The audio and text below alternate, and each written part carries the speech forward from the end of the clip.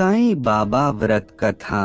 सालों पहले एक गांव में कोकिला और महेश भाई नाम के पति पत्नी रहते थे।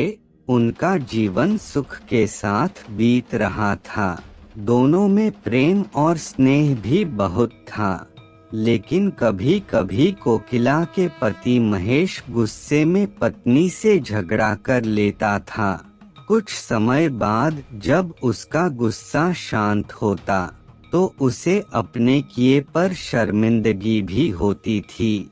कोकिला को पता था कि उसके पति को अपने व्यवसाय में फायदा नहीं हो रहा है, जिसकी वजह से उनका स्वभाव चिड़चिड़ा हो गया है। इसी वजह से कोकिला पलटकर कोई जवाब नहीं देती थी। काम सही से न चलने के कारण महेश का ज्यादातर समय घर में ही बीत रहा था। उसकी पत्नी बड़ी ही धार्मिक स्वभाव की थी। घर में खुशियां लाने के लिए वो धर्म कर्म करती रहती थी। एक दिन दोपहर के समय उनके घर में एक बूढ़े महात्मा आए। उनके चेहरे के तेज को देखकर दोनों का सिर श्रद्धा से झुक गया। महात्मा ने उनसे कुछ दान करने के लिए कहा। कोकिला ने महात्मा को भिक्षा में दाल और चावल दिए और प्रणाम करके उनके सामने बैठ गई। उसी समय कोकिला की आंखों से आंसू बहने लगे। कोकिला के आंसू देखकर महात्मा ने इसका कारण पूछा। जवाब में कोकिला ने अपने घर का सारा हाल बता दिया। उसकी बातों को सुनकर महात्मा ने कोकिला को उपाय के रूप में साईं बाबा का व्रत करने को कहा।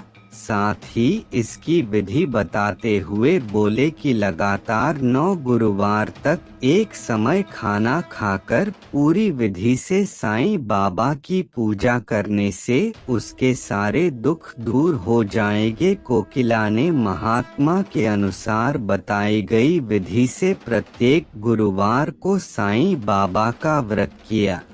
फिर आखिरी यानी 9वें गुरुवार को उसे गरीबों को भोजन कराना और साईं पुस्तकें बांटनी थी। किसी तरह से खाना और किताबों का इंतजाम करके कोकिला ने ये सब कार्य भी पूरा कर लिया। जैसे ही यह सारे कार्य संपन्न हुए, कोकिला के घर में होने वाले झगड़े और महेश भाई के कारोबार में आई अड़चनें दूर हो गईं। अब दोनों पति पत्नी सुख से अपनी जिंदगी जी रहे थे। एक दिन कोकिला की जेठानी और कोकिला आपस में घर परिवार से जुड़ी बातें करने लगे। उसी समय कोकिला की जेठानी ने उसे बताया कि उसके बच्चों का मन पढ़ाई में नहीं लगता और वो स्कूल की हर परीक्षा में फेल हो जाता है। जेठानी की बातें सुनकर कोकिला का मन भर आया। उसने तुरंत साईं व्रत के बारे में अपनी जेठानी को बताया। पहले कोकिला ने अपने घर का किस्सा सुनाया कि वो कितने परेशान थे और साईं बाबा की कृपा से आज कितने सुखी हैं। उसके बाद कोकिला ने अपनी जेठानी को पूरे 9 गुरुवार साईं व्रत करने को कहा और उसकी विधि भी बताई। कोकिला की जेठिनी ने ठीक वैसा ही किया और कुछ ही समय में उसके जीवन का संकट भी दूर हो गया। उसका बच्चे का मन पढ़ाई में लगने लगा और उसके अच्छे अंक आने लगे। कहानी से सीख, मुसीबत के समय घबराने की जगह आराध्य पर सच्ची श्रद्धा रखते हुए परेशानी दूर करने की कोशिश में लगे रहना चाहिए।